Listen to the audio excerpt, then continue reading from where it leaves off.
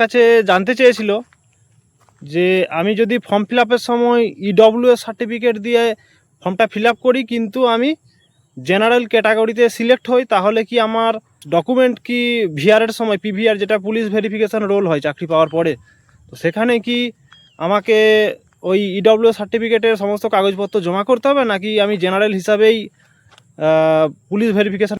ব্যাপার হচ্ছে এখন তুমি যেই কাস্ট ক্যাটাগরিতে বিলং করো বা যেই তুমি ছাড় নেওয়ার জন্য ফর্ম ফিল আপের সময় আবেদন করেছিলে সেই সমস্ত ডকুমেন্ট তোমার কাছে নিশ্চয়ই আছে। তো সেই সমস্ত ডকুমেন্ট তোমাকে সাবমিট করতে হবে পুলিশ ভেরিফিকেশানের সময়। যেইগুলো তুমি অ্যাপ্লিকেশন করেছিলে, যেই ছাড় নেওয়ার জন্য তুমি অ্যাপ্লিকেশন করেছিলে, তা তুমি জেনারেল ক্যাটাগরিতেই সিলেক্ট হও আর যেখানেই সিলেক্ট হও।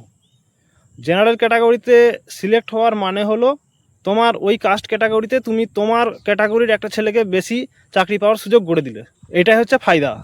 তো এখন অনেকেরই ধারণা নেই অ্যাকচুয়ালি আমি ফর্মটা কোনো কাস্ট ক্যাটাগরিতে ফিল আপ করেও আমি জেনারেলের কীভাবে সিটটা নিতে পারবো। তোমাদের মধ্যে অনেকেরই ধারণা আছে, যাদের নেই তাদের জন্য আমি একটু বিষয়টা একটু ক্লিয়ার করে নিই। বিষয়টা হচ্ছে তোমার যতগুলো স্টেপেতে রিক্রুটমেন্টটা হবে প্রত্যেকটা স্টেপে তোমাকে জেনারেলের ক্রাইটেরিয়া ফুলফিল করতে করতে তোমাকে যেতে হবে। কোনো একটা স্টেপেতে যদি তুমি একবার ছাড় নিয়ে নাও, পরবর্তী স্টেপগুলোতে গিয়ে যদি তুমি জেনারেলের কাট অফ ক্লিয়ারও করো, তাহলেও কিন্তু তুমি তোমার ঘরেতেই থাকবে, তুমি তোমার ক্যাটাগরির ঘরেতেই ঢুকে গেলে, আর তুমি জেনারেলে গিয়ে একটা সিট নিতে পারবে না। বিষয়টা হচ্ছে এইরকম, মানে প্রথমে এক্সাম হয়েছিল, এক্সামে তুমি যদি একবার তোমার কাস্ট ক্যাটাগরি ছাড় নিয়ে নাও, পরবর্তীকালে গিয়ে তুমি যদি পড়াশোনা করে ভালো নাম, যদিও তোমাদের একটাই পরীক্ষা, আমাদের সময় দুটো করে পরীক্ষা হতো, তো পরে গিয়ে ইন্টারভিউয়ে বেশি মার্কস তুলে যদি তুমি জেনারেলের কাট অফটা ক্লিয়ারও করে ফেলো, তবু তোমাকে থাকতে হবে তোমার ক্যাটাগরির ঘরেতেই। এটা হচ্ছে ব্যাপার।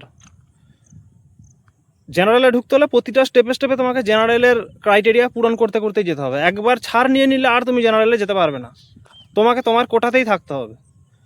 যারা নিজের সমস্ত ওই জেনারেলের ক্রাইটেরিয়াগুলো পূরণ করে করে গেছো, তারা জেনারেলের সিট নেওয়ার দাবিদার কাস্ট ক্যাটাগরি হওয়া সত্ত্বেও। কিন্তু তুমি যদি ফর্ম ফিল আপ করার সময় যে কাস্ট ক্যাটাগরির ছাড় নেবে বলে তুমি ফর্মটা ফিল আপ করেছিলে, পুলিশ ভেরিফিকেশানের সময় তোমাকে সেই সমস্ত ডকুমেন্ট তোমাকে সাবমিট করতে হবে। তুমি জেনারেলের সমস্ত ক্রাইটেরিয়া ফুলফিল করে জেনারেলের ক্যাটাগরিতে তুমি সিলেক্ট হয়েছো মানে এই নয় তোমাকে আর ওই ডকুমেন্টগুলো সাবমিট করতে হবে না, এমনটা নয়। তোমাকে সমস্ত ডকুমেন্ট সাবমিট করতে হবে যেগুলো তুমি ফর্ম ফিল আপের সময় ছাড় নেওয়ার জন্য তুমি ফর্মটা ফিল আপ করেছিলে। এমন নয় তুমি নিজেকে জেনারেল দেখিয়ে ফর্মটা ফিল আপ করেছো। এটাই আজকে ক্লিয়ার করার ছিল।